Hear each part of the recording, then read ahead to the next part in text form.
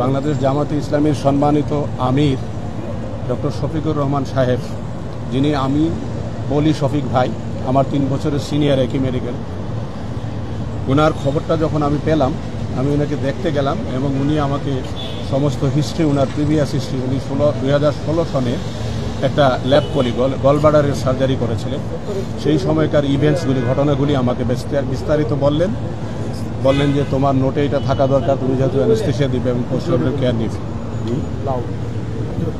আচ্ছা, তো উনি সমস্ত হিস্ট্রি আমাকে বললেন।